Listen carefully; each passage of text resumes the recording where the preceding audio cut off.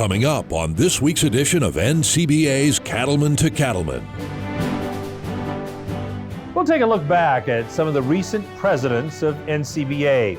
You'll see what life is like back home for these cattle industry volunteer leaders. And now, NCBA's Cattlemen to Cattlemen. Hello and welcome to NCBA's Cattlemen to Cattlemen. I'm Kevin Ochsner. Thanks for joining us. Over the years, the National Cattlemen's Beef Association has been blessed with many great individuals who work countless hours on behalf of the beef industry. It starts at the top with the president, the person who serves a year as the key volunteer leader of the organization. Today, we're going to take a look back at some recent presidents and see what life is like back home on their own ranching operations. First, we turn back the clock to 2023 and head to South Dakota for more on Todd Wilkinson.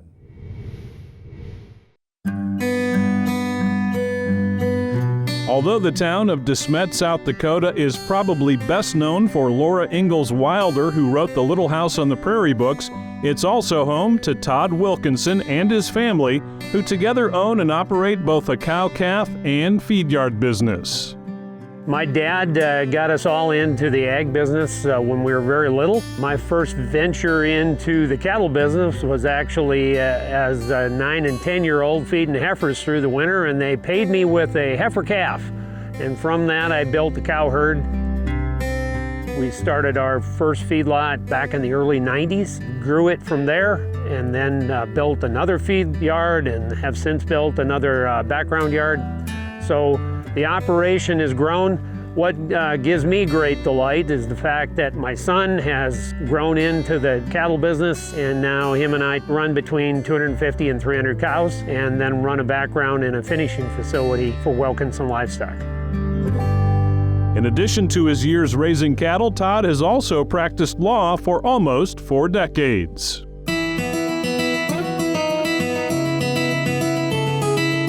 The area that I have developed a little bit of a niche for is pretty heavy ag-oriented and estate work. I work with producers in multiple states, dealing with some things that a lot of people would recognize, like CAFO, permitting and trust and estate setups, and succession planning for farmers and ranchers. The running joke in my family is I try to make enough money on the law side so I can lose it on the cattle side. Sometimes there's more reality in that than not, but it's been a good marriage for me in terms of being able to bring assets to our operation that allow us to grow.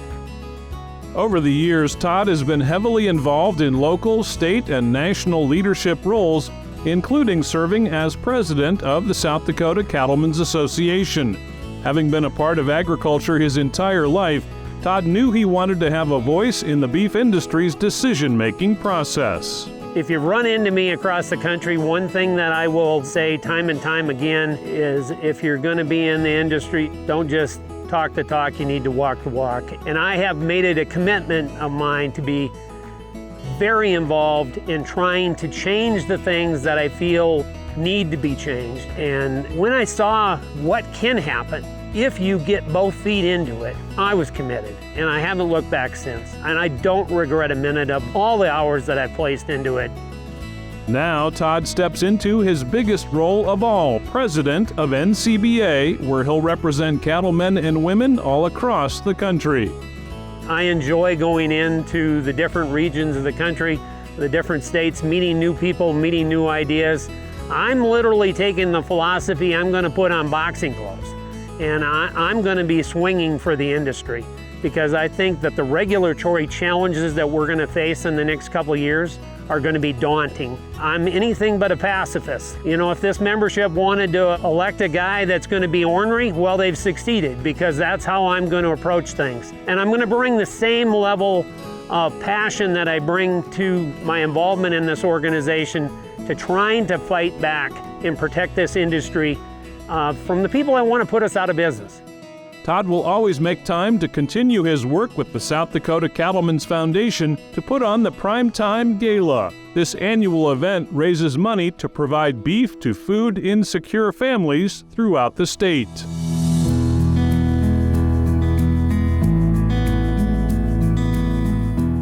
And we made one stipulation on our gift of money, is that it has to be used to buy beef, and it has to go back in to feeding those that are at a food disadvantage. And it just highlights what we in this industry can do and the good that we can do if we all get behind a common theme. It's clear Todd is committed to the beef industry, and he's excited to lead an organization like NCBA that brings together cattlemen and women to fight for common goals. Part of the reason I'm doing this is to make sure that this industry is here for my grandchildren and their grandchildren, and that they have the opportunity to come back on this piece of ground and run cattle 100 years from now. So yeah, I'm passionate about NCBA. I won't back up an inch on my commitment to this organization, and I am committed, as long as I'm walking this earth, to be trying to make things a little bit better, and NCBA is one of those ways that I think I can do that.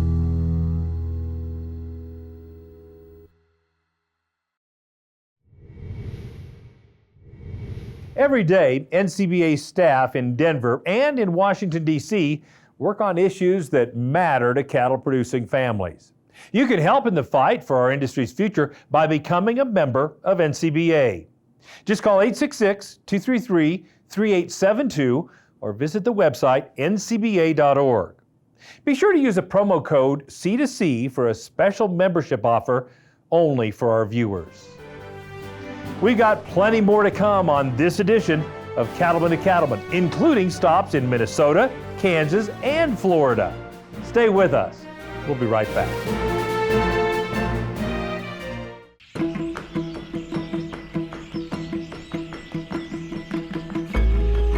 Grazing and pasture management is really the critical first step in our cow-calf operation. Without good quality pastures, good quality forage, it'd be really tough to make it with a cow-calf operation.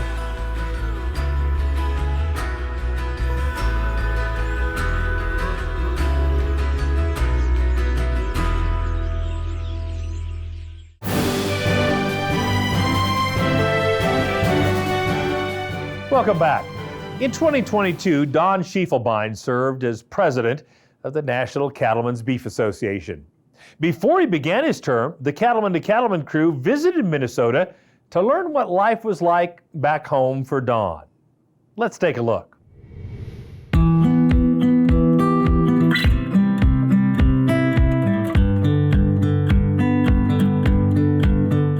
The lake country of central Minnesota is where Don Schiefelbein grew up, working alongside his dad, mom, and 8 brothers. Founded in 1955 by Don's dad, Frank, the Schiefelbein family farm has grown dramatically. Well, it's a family operation consisting of 7 brothers, 5 nephews, and all their wives, etc. So it's a large family operation. Sitting here in central Minnesota, we have about 6,000 acres. We run about 1,000 cows in the spring and another 100 or so in the fall, so 1,100 cows. And we feed out cattle here, so we're pretty diversified. We'll feed out 5,000 to 10,000 calves here on the place as well. Don gives credit to his parents for the success of their family operation, and he believes his dad's innovative thinking was one of the keys. Simple things like how to feed cattle. He said, boy, wouldn't it be a lot smarter and wiser, instead of having the bunks on the inside of the pens, to have bunk line fences on the outside. So in 1950 he said, I'm going to put bunks on the outside. He is one of the very first up here in the Midwest to have bunks on the outside of the feedlot. And so that made a world of sense. And everything he's done, I think, has transferred to me and to my children as well, saying, boy, if there's a better way to do it, let's look at it. Let's not be confined to the way things have always been done. As a result of their effort to always get better, Schiefelbein Angus bulls and females are prized in the marketplace. And the family has continued to offer value to their customers with a calf buyback program that was started more than 25 years ago. So every decision we make here, we either gain or fail ourselves as the result of the mating on the cattle we buy back. And if we make a mistake breeding an animal, we're ultimately the ones that pay. So we're paying a lot more attention to making sure they're bred right. So from a commercial cow-calf standpoint, you can imagine the sigh of relief they have knowing that the genetics they're buying are being kind of backed up by somebody with real dollars and cents saying, these cattle have to work or we ultimately have to pay. After college, Don worked for Texas A&M Extension and then for the Limousine and Gelbvieh Breed Association before returning to the family operation in 2003. Since then, he's served in a variety of leadership roles with the Minnesota Cattlemen as well as for the Angus Association and as an officer for NCBA. If you are going to be successful, your industry must be successful first. So if you aren't willing to put the time and effort into making that industry successful and serving that industry, then it's basically going to be a potluck whether or not your industry survives. So we've been very fortunate that we've had enough people that we can put efforts towards involving people in lots of different areas. And mine happens to be Angus and NCBA. I like to tell people I'm the blue-collar NCBA guy. I'm the guy who still gets his hands dirty, still drives the tractors. So that's kind of the background I come from. And what I believe, and I come from more of a servant-style leadership, where I really believe that if you listen closely enough to members, you're going to find the answers. So running a family operation our size is very similar, I believe, in that you listen a lot, you make sure everybody has their say, but you make sure everybody does it in a respectful manner so that we can all move forward together. As he looks to his year as NCBA president, Don is serious about helping to lead NCBA's fight for policies and a business climate that supports cattle-producing families. It's all part of maintaining the opportunity to make a living on the land. To me, I just sit in awe at how many people have the opportunity to do something they love to do and would love to do every day and do it with their family by their side. There's just not many places in this world that give you that opportunity. And you do it in the United States of America where you have the most freedom, and boy, there's days that you just look up and say, God, why me? Why did I get blessed with this? And it truly is a wonderful, wonderful experience.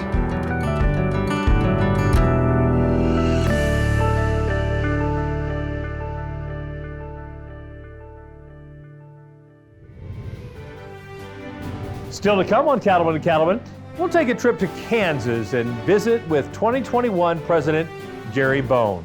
Stay with us. We'll be right back.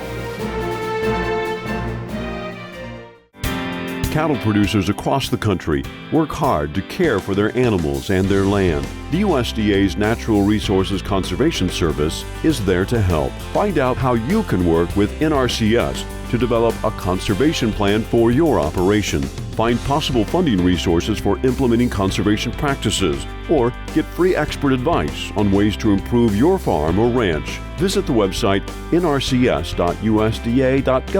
today. Join the National Cattlemen's Beef Association. There are big benefits to being a member. You'll get industry news in the National Cattlemen, email updates in the NCBA Beef Bulletin, plus discounts just for NCBA members. Join by calling 866-233-3872 or online at ncba.org.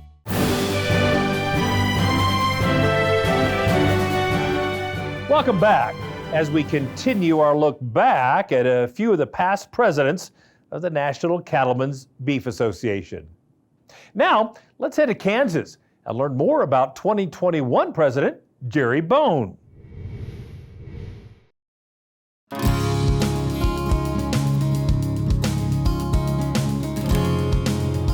Pratt Feeders in central Kansas is a place and a business Jerry Bohn knows well. A Kansas native, Jerry started his career as an assistant feed yard manager and then moved to Colorado to work with CattleFax for 7 years before moving back to manage this feed yard. Came here in 1982, August of 1982, and as a feed yard manager. When I got here, we had about 15,000 cattle on feed, and over the years, we were able to grow this facility to where it holds about 40,000 today. And then in 1989, we bought Ashland feeders at Ashland, Kansas. In 1995, we bought Buffalo feeders, Buffalo, Oklahoma. We currently have the 3 main feed yards with a total capacity of about 85 to 90,000 head. The focus here at Pratt Feeders for the most part has been to be a custom feed yard where we feed cattle for other people. Today, about 75 to 80% of the cattle on feed here are owned by rancher customers from various states around the country, and we focus really hard on being customer oriented.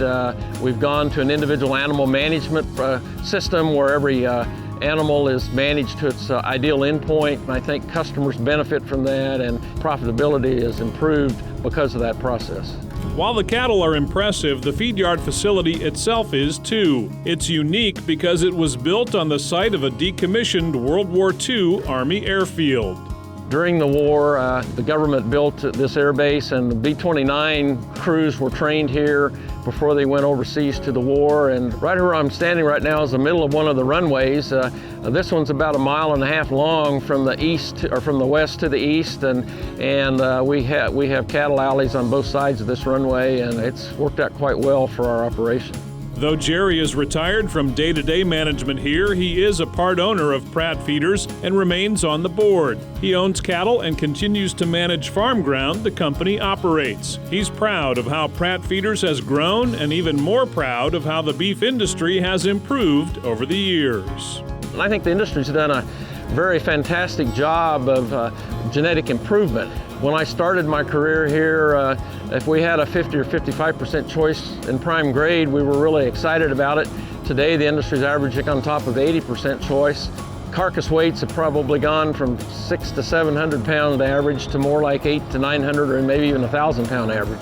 A past president of the Kansas Livestock Association, Jerry has served in a variety of NCBA leadership roles. And as he takes the reins as the 2021 president of NCBA, he sees both challenges and opportunities for the beef cattle industry.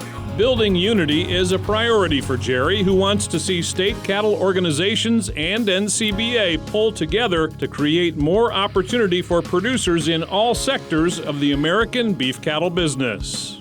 The state associations in the beef industry are, obviously they're a very important partner to NCBA, but that's where the rubber meets the road. They're the ones that are in contact with the individual cattlemen on a daily basis. And it's important to NCBA that we develop a very strong, positive relationship with every state affiliate, and I know that's one of the goals that we have going forward is looking at those relationships and how we can forge an even stronger bond between the state and national organizations as we work to protect the industry from government regulation, as we grow our positive impact on the environment. NCBA is working on a daily basis for the benefit of every member, and in fact we're working on the benefit for those who have chosen not to join us too. And so as we talk about membership, first of all, being a member of NCBA is important. Without that membership, we can't do the work that we do. The local member is vastly important to us, and so we spend a lot of time working to help them be profitable and successful, and in turn, if they do that, we're going to be successful as a national organization. I am very excited to have the opportunity to be the president of the National Cattlemen's Beef Association. I consider it kind of a crowning event for my career in the business.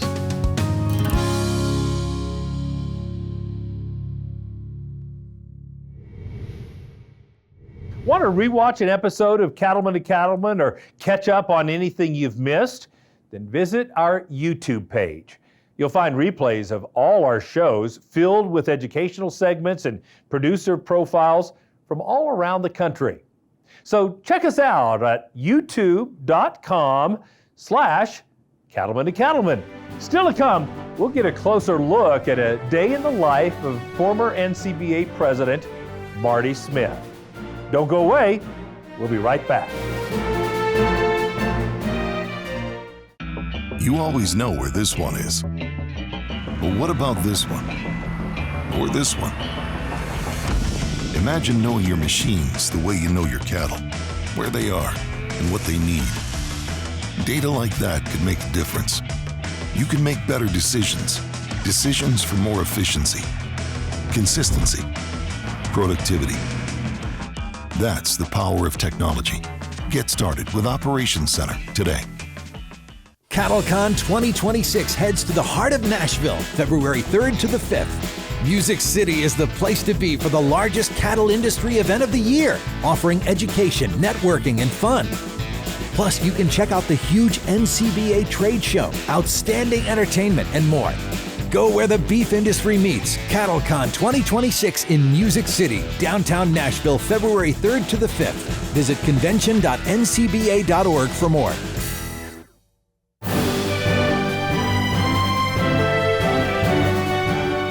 Welcome back. Today, we're bringing you a closer look at what life is like back home for some of the recent presidents of NCBA. Now, let's take a trip back in time to 2020 and learn more about that year's president from Florida, Marty Smith.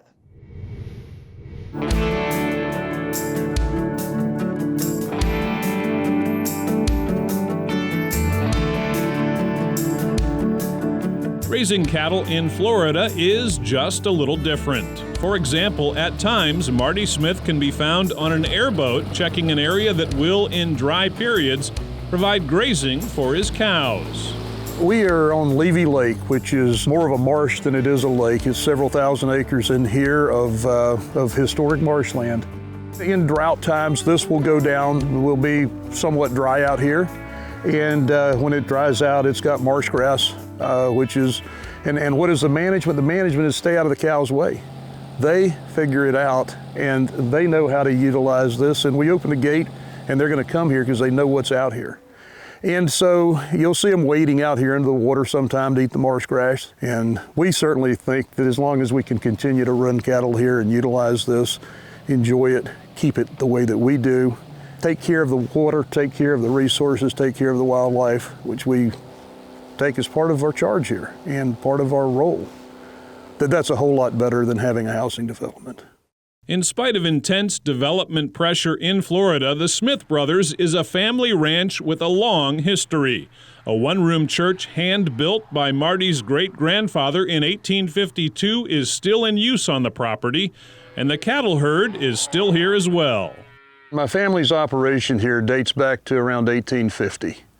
So we say 170 years now of being in the cattle business in the state of Florida. My family originally settled here from South Carolina. What we're looking at here today is Brangus and Brayford cattle for the most part. Historically, the Brahman cross cattle is what perform here. They're able to tolerate the heat. Our grass quality here is not what it would be really in any other part of the country. This is poor quality grass.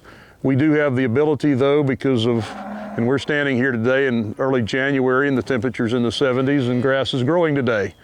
So this is, we're unique in that regard. We can grow a lot of low quality forage, but we have to have an animal that's going to be able to convert low quality forage and make beef out of it. With the help of his family and his crew, Marty leads the effort to manage the cattle, control brush, and maintain water quality and wildlife habitat. In addition, as a past president of the Florida Cattlemen's Association, Marty works to bring the cattle community together at his ranch, hosting friends, family, and those involved in the cattle business. When we go and we sit down around, as we talk it, around the fire, nothing is off limits. Every opinion counts.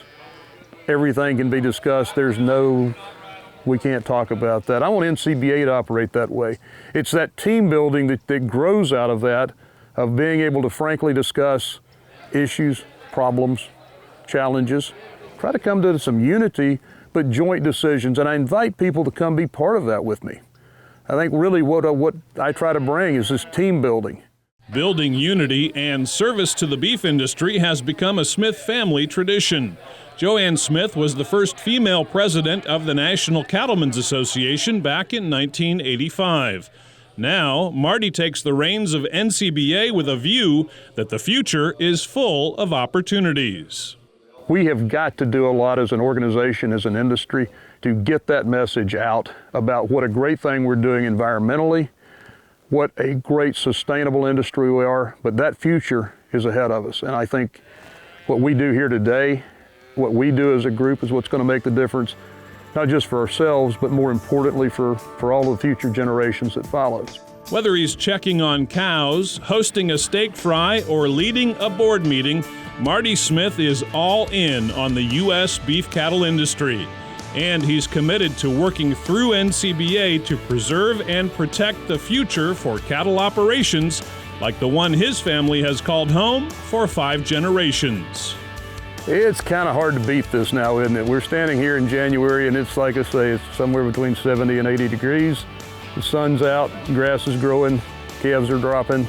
My family's been here with me, they'll be with me tonight, and there isn't anything quite as much fun. Being out in your cow pasture with your family, your friends, that's what this is about. And this is what, again, we're gonna bring that same atmosphere to NCBA too, so come join, be part of it.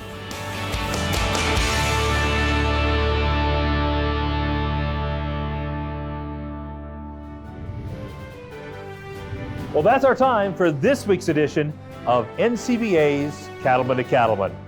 Thanks so much for watching.